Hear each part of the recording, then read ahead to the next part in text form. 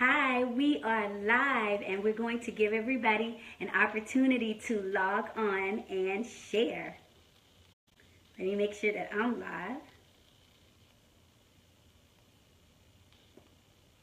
We are excited about tonight's segment, so we're going to give you guys an opportunity to join us tonight. Let me share this to my page.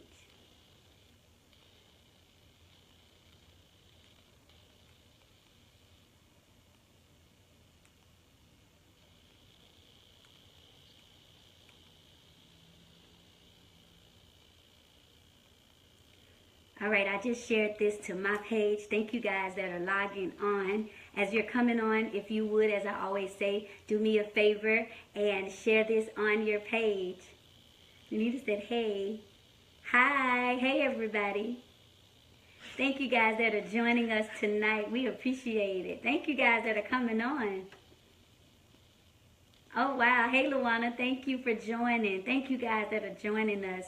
As you all are coming on again, if you will, please share this. We want as many mothers, as many daughters, as many fathers, actually, that could benefit from watching this to join us. So if you are joining us tonight, we are in for a special treat. So we're just asking you guys to share this on your page. Hey, Brandy, I'm so excited that you guys are, listen, I am so excited that you guys are joining us tonight. Thank you all for coming on with us. And thank you guys that are sharing it. I see some of you guys are sharing it. Thank you so much for joining us tonight. We are excited. We're nervous. We're nervous. We're nervous. We're nervous, but we are so excited. Oh my, you guys are joining. So I'm just going to keep giving you guys time to join us. Thank you all so much for joining us tonight. I think this is going to be something. Hey, Grandma. My mom's on. Hey, Erica. Hey, Erica. Lawrence Knight. Hey, thank you. Thank you guys for showing us love on the screen. Thank you. My daughter's a little nervous, so we appreciate the love. You're not nervous anymore? Oh, great. Okay. Got rid of the nervousness. Thank you guys for showing us all this love. Henry Bradley, hello. Thank you for joining us. Thank you guys that are sharing. We appreciate it. Oh, man, that's making me excited. I cannot wait for us to get into that. While you guys are joining, I want my daughter to show these shirts. This is a shameless plug. These shirts say, I am worth the investment. Hey, Narthisa, thank you. And the My Relationship Movement team has these t-shirts. And starting tomorrow, there will be a special mother-daughter sale on these shirts. You can get 2 for $20. So find us on our website, www.myrelationshipmovement.com/shop. And you know, these shirts are almost like an affirmation. When you look at it, you just remind yourself that you are worth something. And when your daughter is wearing it, it's an affirmation to other people that says, listen, you can't come at me the wrong way. I'm worth the investment. And so if it is a worthy investment for you guys, again, you can go to www.myrelationshipmovement.com/shop and join us. Hey, Tia. I have 2 more daughters, my bonus daughters. Her mom is on. Thank you guys for watching. Yolanda, your god baby's on. Thank you guys. All my god children are on watching. Thank you guys. If you know daughters, if you have daughters, get them on tonight. We're going to have some good mother-daughter talk, and I'm really going to share with you guys some things that I have dealt with, and I'm calling this the dilemma of the damaged daughters, and we're going to really have this conversation. My mother is on tonight, and so she can attest to a lot of things that I dealt with and that we had to overcome. And I said in a post earlier that, you know, sometimes we learn from the mistakes that we made. We learn from when we got it wrong how to do it right. And so we're going to be, you know, as I always say, real, raw, and relevant. We're going to be transparent tonight. I thank you guys that are steadily coming on. Cynthia, her and her daughter are watching. Thank you so much. You guys, I appreciate you guys for joining us, so many of you all. And again, share this on your page. I know that if you are on here and you're a mother and you have a daughter, I know you have a sister or a cousin or somebody else, or even, and I say this a lot because I speak about this, I travel and I speak a lot about mothers and daughters and those relationships. Sometimes our mothers, even though they're older and they've raised us, there are some things that they didn't even recognize that happened that was damaged in the relationship. And so share this because you don't know who might watch it and who might actually go back and say, you know what, wow, I flunked with that one. But, you know, there's an opportunity for me to get that together. So if you will, you know, I always say we don't want to make an impression but an impact. Get your mother and daughter on the line or share this on your page, and as many people that are able to join us, we appreciate it. Those of you guys that are still coming on, thank you all so much. It really blesses us. I'm going to get started, and again, as you guys come on, share it. As I always say, I like to introduce myself to those of you all that are new, that are just joining. My name is Elisa LaShell, and I am the empowerment specialist. And my job and my mission that I've just taken on is to be able to come in, hey Stephen, and empower people. Hi Deborah, to come in and find a way, those places where you might feel bound up mentally and emotionally.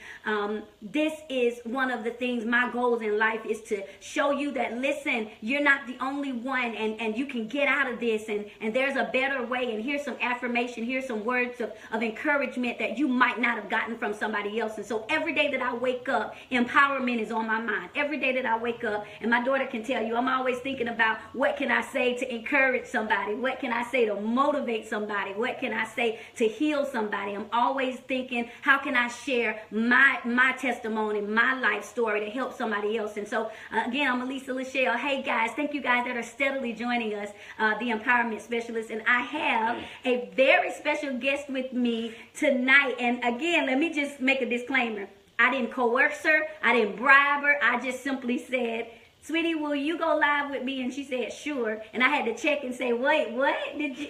And so I'm gonna let my only daughter introduce herself. Hi, I am Alexia LaJ.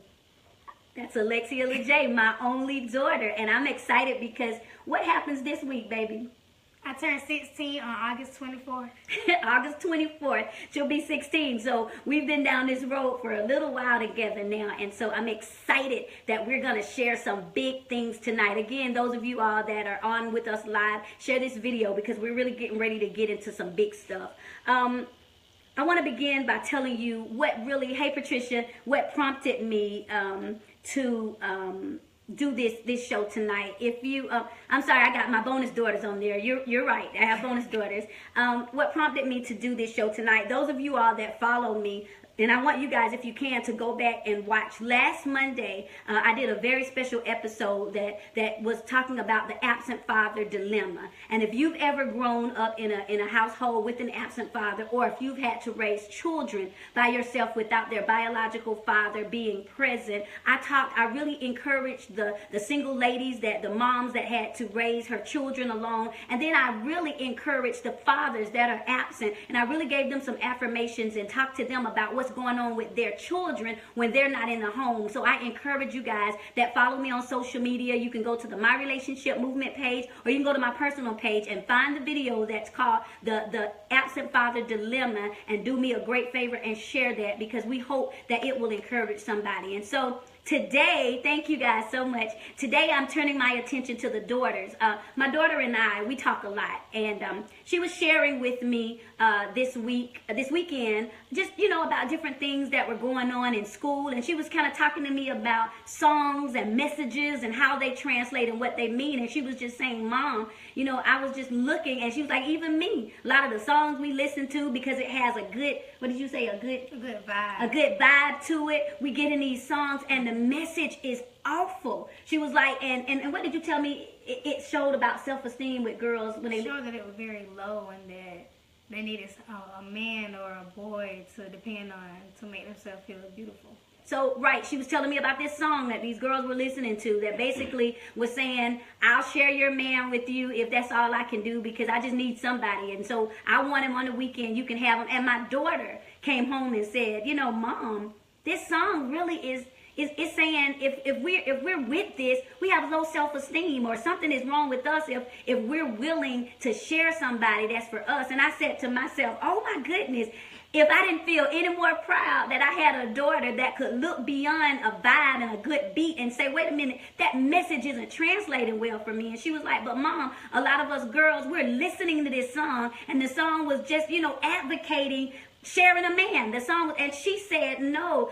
For us to go with that, that means there's something wrong with how we're thinking and how we're feeling. But a lot of girls, we listen to this kind of music and we're not really listening at the message. And because she shared that with me, I said, hey LaToya, I said, well honey, you know your mama's got to speak out on it. And she was like, oh my goodness. And when I asked her to join me, I was so pleased that she said yes. So, you know, I said this morning in my post that we can't rescue our girls if we don't free ourselves. We can't pull them out of whatever bondage they might be in emotionally and mentally if we don't look at the truth about what it is that we're dealing with. A lot of times, subconsciously, we don't even realize that we're passing messages to our children. We're just thinking, that's just my personality, or they're too young to see that, or they don't really know what I'm doing. They are picking it up. And of course, I'm going to next week hopefully do a segment about mothers and their sons, and we're going to talk about the dilemma of the mama's boy, but we'll get to that later. But today we're talking about this, the damaged daughter dilemma. And I said in my post that a lot of times we women, mothers, have issues, whether our daughters are grown or whether we're still raising them, that we won't deal with. And I always say, and one of my biggest catchphrases is, we can't fix what we won't face. And a lot of times, if we decide not to really embrace and to look at those things, those issues that we have, we'll bury it and we'll think we've overcome it. And then 15 and a half years later, we'll see those same dilemmas coming out in our children, in our daughters. And it's because, hey Derek, and it's because we did not deal with them up front. And so what I said was, I don't want a damaged daughter. I don't want to. My mother and I, we're very close, and we weren't always close. We had a very tumultuous relationship. And through some of the things that were damaging in our relationship, we learned some things about generational cycles, and that's some of the things that I want to share with you today. I said that if we refuse to acknowledge our hidden hurts,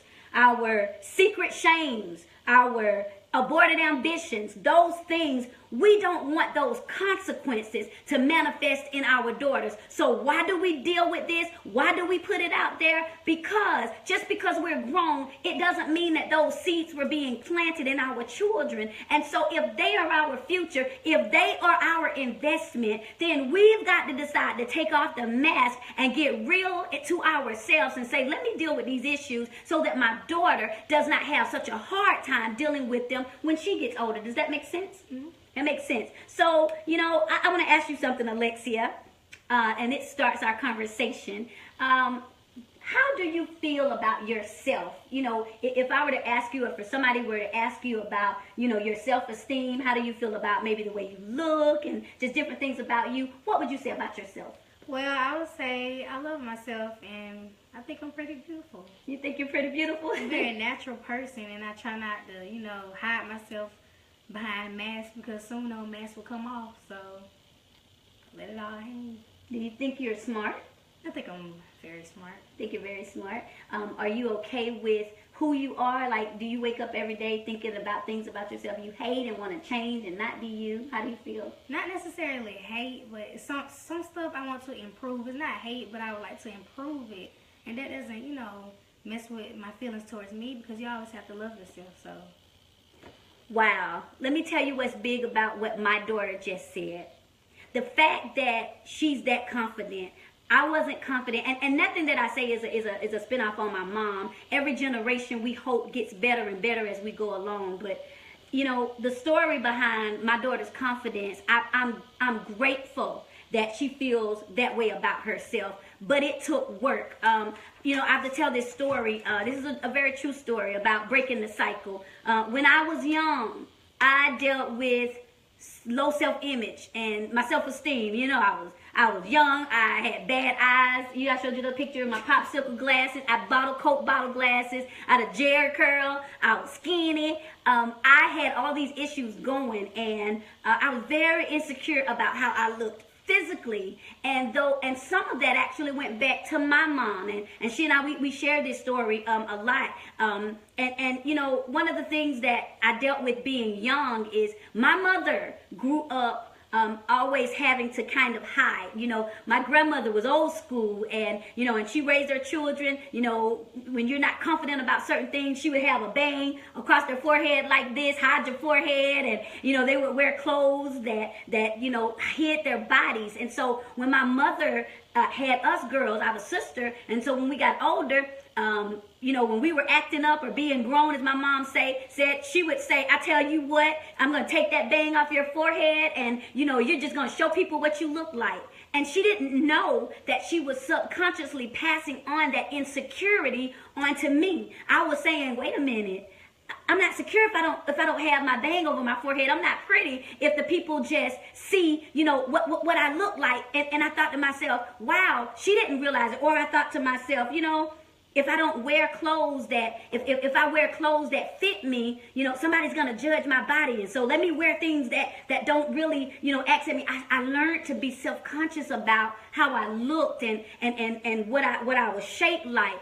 And I grew up with a lot of that. My mom, the other thing, you know, there was a lack of affection. We weren't touchy-feely growing up.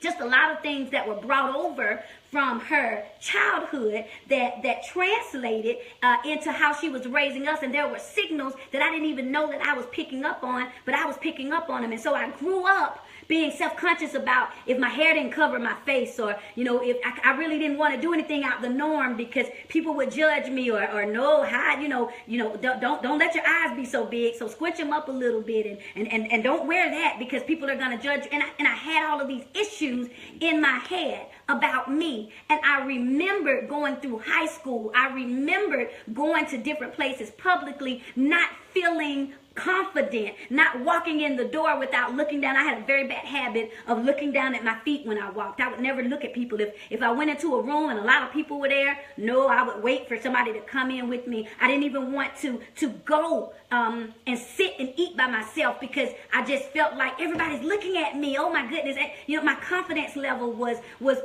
just not high because back then nobody told my grandmother that daughters need words of affirmation. So nobody told my mom that your daughter needs words of affirmation, that she's going to deal with self-esteem. And so you need to tell her something that's going to uplift her, give her something to fight against when she deals with. Nobody told her that.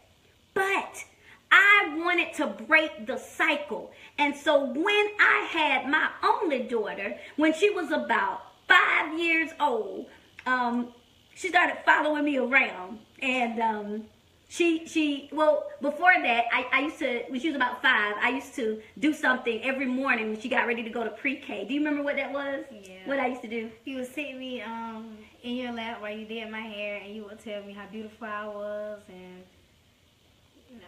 And what did I tell you, that if somebody at school said something bad about how you looked, what did I tell you? Who thought you were beautiful? You, and that's all that matters. And that's all that mattered. She was 5, and I sat her in my lap, and I would be doing her hair, and she'd be looking in the mirror, and I would say, oh, I love your natural hair. Oh, I love your pretty skin. Oh, I love your smile. You are so pretty to me. And I would say, you are a beautiful child. Those were words that I didn't necessarily hear, because we like to say, well, my mom didn't raise me like that. Well, it doesn't matter if she didn't, because there are some things she might not have known to do, but there are some things that you can do. And so I would tell Alexia every day, and one day, I'll never forget, she came home and she said, Mama, these girls were talking about me as in preschool, and she said, they said I was ugly, and they said they didn't like my hair, and they didn't like my clothes. And I said, what did you tell them? Do you remember what you told them? Doesn't matter because my mama loves me. She said, it doesn't matter. My mama loves me. And I knew then. And then fast forward to, I think, 2014. When did you go natural? About 3 years ago. 3 years ago, my daughter, in the midst of girls that, you know, love all of this other stuff, she said, Mom, I want to go natural. I want to cut off all my hair and go natural. And I said, what? Where did you get this confidence? I'm not confident enough to go natural. Where'd you get this from? And I realized that it was this affirmation that was building her self-esteem, that was being birthed inside of her day after day, because I knew what she would have to encounter. I know how mean girls can be. I know how awful women can be. Even as a grown woman, I still get judged by the way I look. I still get judged about what I put around my neck or on my hands or on my body. I still still get judged about how I wear my hair. And so if I can start at this age with conditioning her to be okay with her, what a woman she will grow up to be. What battles she won't even ever have to fight because I chose to invest early. When Lexi was about 5, she did something that blessed me and killed me at the same time. She started following me around. We would get in the car and she would sit and she would fight to get in the front seat. And then she would sit in the front seat while I was driving and she would look at me like this. And I would say, Alexia, why are you stalking me? Why are you looking? Do you remember what you said, like why you were stalking me? I said because I wanted to be just like you. Because she wanted to be just like me. She said she was studying me. You were what? Studying how I talk? Just everything. Everything. She was studying how I talk. She was studying how I interacted with people. She would watch me when I was working. She would try to listen when I was on the phone. And I thought to myself, oh my God, what an amazing honor. But then at the same time, it literally humbled me because I said, oh my God, I'm awful. Oh my God, I flunk a lot of times. Oh my God, why would she want to study and be me? And so what I did, thank you guys for what you all are saying. We're reading your comments. We appreciate it. What that did, at that point, I had a choice to make. Pretty soon, and I hope you guys will support me, I have an amazing book that's coming out very soon that's going to talk about, my daughter's previewed it and she loves it, that's going to be talking about tainted reflections. And at that time when my daughter said to me that she was studying to be me, I had a decision to make. I had 2 decisions. One, I could hide all of my flaws. I could hide all of my imperfections and only show her the good stuff so that she could pattern herself off of my perfection. Or I could show her my flaws and show her, you know, all the things about me, my mistakes, and then get scared because she didn't want to be like me anymore and she would reject me. That's a big decision that we have to make. Hear me, mothers. And mothers, I want you guys to listen really, really good. Here's what happens when you decide to hide your flaws from your daughters. What's happening is your daughter is looking at you, like I said, when she was 5 and she made a decision that the one person in the world she wanted to be was me. When she decided to do that, I had to decide, am I going to be authentic to her? Or am I just going to show her, you know, my perfection? My mother, and again, we talked about this before, was brought up in an era where she needed to be perfect. She needed to do everything right. She needed to get this together. And so when she saw me looking at her, she was like, oh my goodness, I've got to show her perfection. I've got to show her, you know, the good stuff. And so what ended up happening, and mothers, I wanted you to hear this, what happens with these cycles. I started saying to myself, I'm not perfect like my mother. And so what I have to do is hide myself, hide my issues, hide my boyfriends, hide my relationships, hide when I make an F, because my mother's showing me perfection, and because I'm not perfect, she's going to disown me, or she's not going to love me if she sees that I'm not perfect like her. And so what we do, mothers, unknowingly is we're trying to show our daughters the best of us, but we don't realize that we're setting a bar so high that they can never achieve it because it's not real. And so what they will do, they'll hide boyfriends, they'll hide issues, they'll hide the things that they're going through because they're saying, my mom had never had to deal with that, so I'll have to hide it. I'm going to be very transparent. When I got pregnant with my oldest son, I grew up in an era where if you got pregnant out of wedlock, you were disowned. I remember my mom telling us growing up, and she'll tell you, y'all get pregnant, you on your own, you getting kicked out, and you can forget it with me.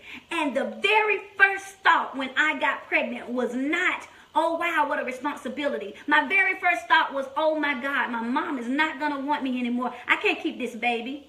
I was at the point of deciding not to have this child because I didn't want to disappoint the perfection that my mom had set before me. I would rather deal with an abortion and whatever aftermath came behind that. Do you see what cycle we will do? We can cause our daughters to feel like we're so perfect and we have it so much together that we'll push them into doing things and making decisions that will haunt them for the rest of their lives. And had I not decided decided to come to my mom, and had she not at that point decided to have a real conversation with me about her mistakes, I might have aborted my son and he wouldn't be in the U.S. Air Force right now to this day, because of us, these fake facades that we put on about ourselves. And so we have to realize that we're not helping them when we pretend like we're perfect. We're not helping them when we pretend like we've got it all together. We're helping them when they say, my mama can relate to that. She knows all about that stuff. Hear me, mothers. We don't want to breed a generation of damaged daughters. So what we have to do is get in front of this thing and break that cycle. Now, let me tell you something. When Lex was small, I used to tell her, and you know, some of this I did it for me. I said, Alexia, one thing about it, you can tell your mama what? Anything. Anything. And you should tell your mama what? Everything. Everything. And I started this when she was like 5. And I would say, because if you tell your mom at the end of the day, what's still going to happen? You're still going to love me. I'm still going to love you. And am I going to get rid of you or be angry with you or throw you away because you tell me something that doesn't make me happy? No. So let me ask you, first of all, do you tell your mom everything? No, I'm going to take that as a no. I'm going to take that as a no. And I don't expect her to. But do you share big things with your mom? Things that are important to you. Yeah. When your feelings are hurt. Yeah. When somebody or something makes you uncomfortable. Yeah. Would you share big stuff if something happened, whether it's with sex or drugs or things? Is that something you would share? Are you afraid to share that with me? I'm going to be afraid, but I still need to tell you. Would it stop you from talking to me? No. No. It's going to help me. It's going to help you. Do you guys hear this? We have so many daughters right now that will tell you, oh, I would not dare tell my, if I told my mama that, she would kill me. My daughter doesn't feel like that. And it's no good if any good. I don't boast in this because I am not a perfect mother. As a matter of fact, let me ask you something, Alexia. Do you think your mama perfect? Have you seen your mama make mistakes? Of course. Have you heard me talk to you about bad relationships and things that I did when I was stupid and ignorant? Yes. Have I shared with you about times I have flunked and got it? Yes. Does that make you not respect me? No, that makes me learn. That makes you learn. Does that make you say, I don't want to be like my mom because she messed up? No. But does it make you want to be better? Yes, it makes me want to be better. It makes her want to be better. You know, I was thinking, no, okay, we're on. I remember this relationship that we have. Like I said, we didn't just wake up like this. I know people love to say this just happened. We always been like this.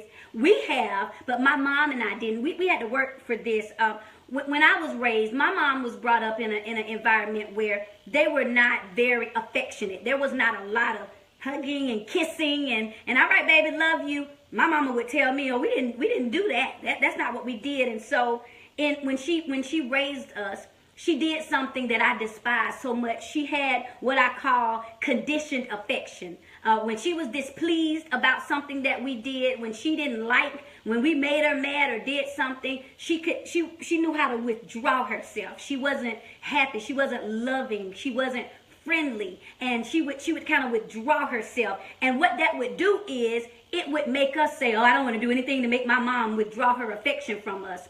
But it was teaching me something unhealthy. It was conditioning me that when my daughter or my children messed up, if I want them to do right, what I would do is I'm going to withdraw my affection. I'm not going to, if Alexia is usually doing this and she makes me mad, no, I'm going to show her that my affection is conditioned by how she treats me or if I'm approved of what she does or not.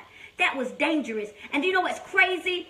I hated that was done to me. But when I got to be a parent, I found myself doing the same thing. And what I had to do with this child, let me ask you something, Alexia, because I am not an affectionate person by nature. All that hugging and kissing and carrying on, that's just not my nature. But Alexia, would you say that you are affectionate?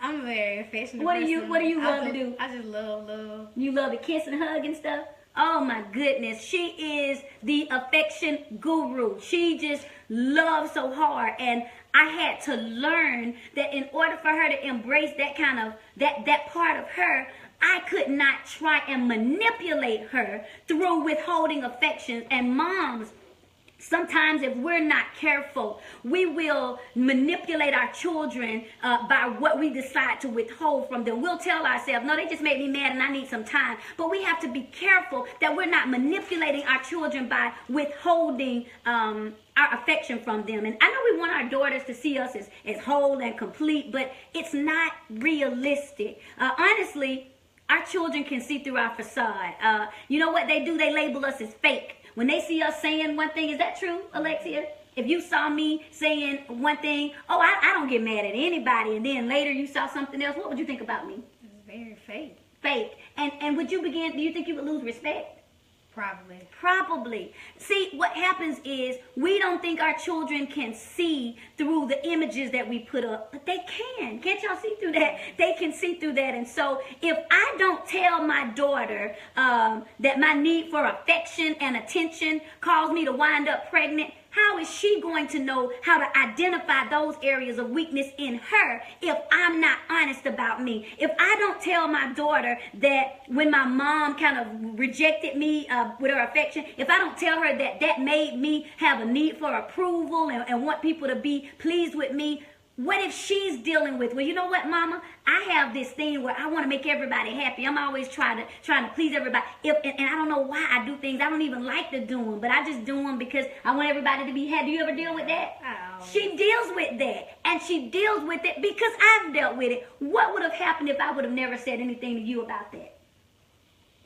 Who knows? Who knows? She might have always bowed to peer pressure, but I had to let her know that, do you always need everybody's approval? No. What do you have to be in yourself? Confident. Confident in yourself and your decisions. But if I wasn't honest with her, if I wasn't transparent with her about my issues, and I say this and I'm going to keep saying it, what you can't fix what you don't face. And if we won't face the issues within us, we'll face them one way or another. We might not face them in our mirror, but we'll face them in our reflection. And that's something that now don't get me wrong, we have to learn to use discernment because, you know, some of our daughters aren't at the right age and there are some things that we don't tell them. But, you know, we have to make sure that we're not creating a false perception about our daughters. And I'm going to touch something a little touchy. Even those of you all that are single parents, moms that had to raise your daughters by yourself without their dad. Oh, it's easy to bash. It's easy to say that joker was not here and he put me through that and he did that, and so don't you trust men and don't you. But let me tell you, there is a better way. And I'm going to ask Alexia because she is the recipient of somebody who was not raised. Her father left us when she was 5, and we've not seen him since. Alexia, do you have hate in your heart for him? No. Resentment? You just feel sorry for him. See, her attitude, she has sorrow is compassion. What would have happened? And this is not practice. We just decided when she said she was going to come and do this, I just said whatever she says on live, we're just going to deal with it. For my daughter to have been raised without him in all of these areas of her life, for her to wake up every day from the time she was 5 till now 15 and a half, almost 16, without her father, and for her to say, I do not hate him, I do not have any resentment, is a testament of the way I decided to raise her. Have you ever heard me talk ugly about your father? No. Have you ever heard me bash your biological father? Have you ever heard me blame him for the situations that I'm in my life? No. You know what I decided to do instead? I decided to focus on me and making sure that my children are in a good place, because I always told her when it comes time to how she has to deal with him, it's not going to be based on the images I put. What's it going to be based off of? You. Her decision, how she decides to do it. And so a lot of times if we're not careful, what we will do, we will transfer our personal feelings, our issues, our heartache off onto somebody else. We'll put them into that, and we won't even know that we're doing it. And we will create more damage than good. So we have to learn how to spend that time cultivating positivity in our children and in our daughter. Now, this has been have you been enjoying this? I really have. I hope you guys have been enjoying it. Those of you all that are coming on, you guys are missing a treat, and I hope you guys shared it and will watch the replay. One of the things that I am going to share is a letter that my daughter, I didn't even know it was coming. Mother's Day was in May, and she decided she did not want to buy me anything. She wanted to. Tell me about what made you decide to give me this. I wanted to make it because I feel like cards don't really show. It's like you can never show how much you love a person, but the best thing to do is just make it yourself because it comes from you and it comes from your heart. Wow. So that's what I decided to do. Wow. So she decided on Mother's Day that she said a card didn't do any justice to what she felt inside. And I'm going to try not to be emotional because I cried like a baby when she gave this to me on Mother's Day. I don't know how well you guys can see it, but she made me this beautiful, she put pictures on it, and I don't know if you guys can see it. There's a picture of us, and that's her handwriting. And all throughout it, she, inside of it, before I get to my favorite part, you probably can't see, but inside, there are these little cards where every day she's telling me, when I'm mad at the world and thinking about running away, just get one of these cards. And just read one. It says, everyone gets mad. It's okay. Just sit down and clear your mind. This is my daughter empowering me, giving me words of wisdom. The second thing said, when you're sad or just not feeling it, read these cards to boost your spirits. Hey, before you continue to be sad, just know that I love you. Oh my gosh, she's amazing. And this last one says, when you're in a good mood and you just feel lovable, grab that card. Read that. Most 40-year-olds are at home sleeping, being taken care of. Not you. You're always on your feet, always helping. Whoa! I forgot. Listen, that's amazing. And there are cards every time I'm feeling some kind of way. I can pull these cards that my daughter hand wrote for me to empower the empowerment specialist. And that's something, I'm going to call you the encouragement specialist, Lex LaJ. All right, so I want to end with this letter, and then I'm going to give you guys 5 or 3 things to do to help strengthen your relationship with your daughter so that you don't have a damaged daughter dilemma. Well, she wrote this and she says to me, this is to Mom, every day you wear your crown. It has never failed. It's barely tilted. This part I would like to write out just because it's important. Every day I watch you. I look at how you do things and I love it. Every day people talk, even those who you once did stuff for. You never open your mouth. You have been mistreated, lied on, and broken. I have never seen it show on you. I see you walk through battlefields every day and you're never hurt or touched. People want to be you. That's the truth. It's amazing that you're building other women up to be strong and know their worth when once upon a time you didn't know yours. You are an excellent example of a woman, and even more a mother, 3 kids, your own job, an empowerment specialist, a minister of music. My daughter wrote that about me, and I get a little emotional, excuse me, when I read it. And I think the part that touches me the most is when she said that it's amazing, and these are her words, that you're building other women up to be strong and know your worth when once upon a time you didn't know yours. That's why I say, mothers, you can't fix what you won't face. If I didn't take the time to find those things in me that were damaged and that was broken and that was used, I couldn't be who I needed to be for this child, and she couldn't be the woman that she is growing up to be. And so to end this, I just want to tell you 3 things that you can do. And our relationship is not perfect. Are you always happy with me? No. Do I make you mad sometimes? What do I do that make you the maddest? You correct me on things and you can.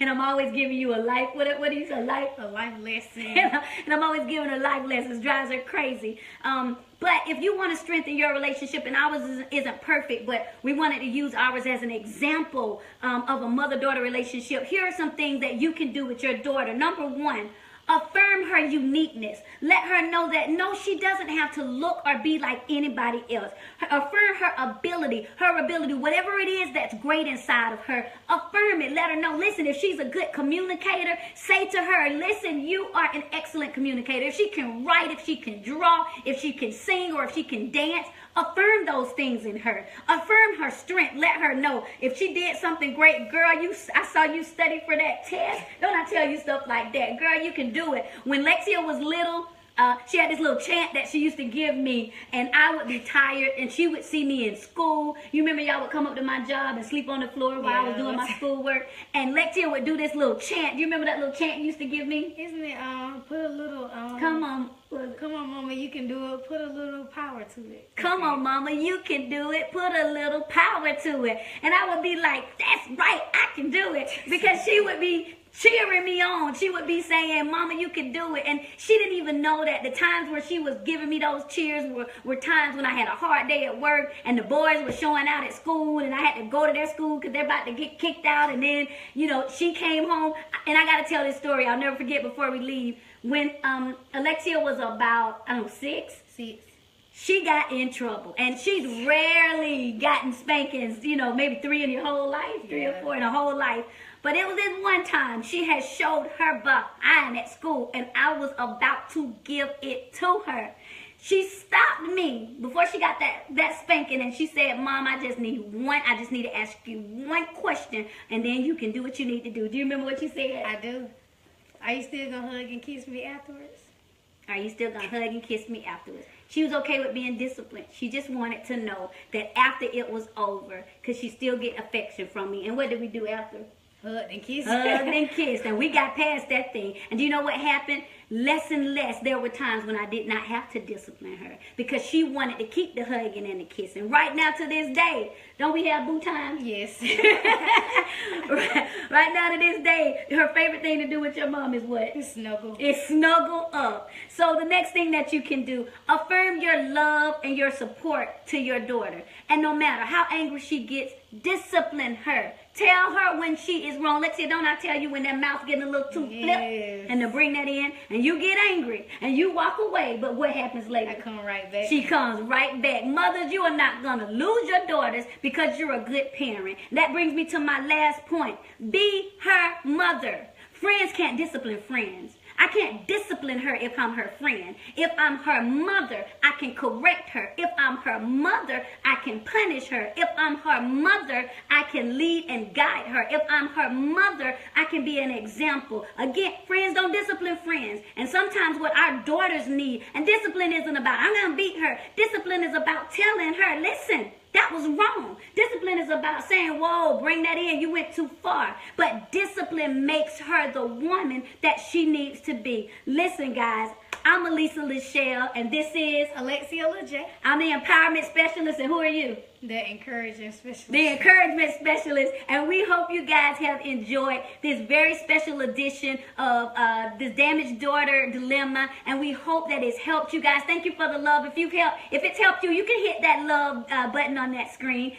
If it's helped you, do us a favor. Do us a favor and share this video with people that might benefit. We want it to go viral, not because we want to be famous, but we know that there are mothers and daughters that want to hear this and need to hear this message. And then once again, check out our shirts. I am worth the investment. They go on sale tomorrow. www.myrelationshipmovement.com/shop. 2 for $20. We're going to have a special sale. Get these to affirm yourself and to affirm your daughters.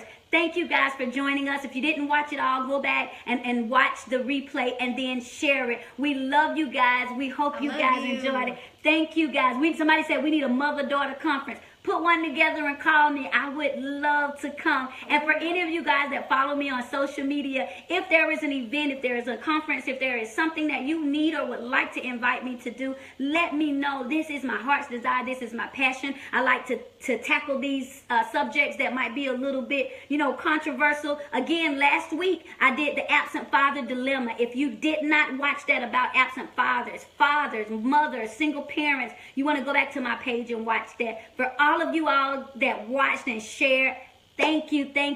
And we are signing off until all this week. I'm going to be focusing on daughters. So if you're not following me on social media, follow me on social media. I'm going to have something to throw out there that will help empower your daughters and empower you as you're raising your daughters. Thank you guys. I want to tell the people good night. Good night. Love you all. Good night. Kiss your daughters. My baby said kiss your Kiss your daughters. Good night.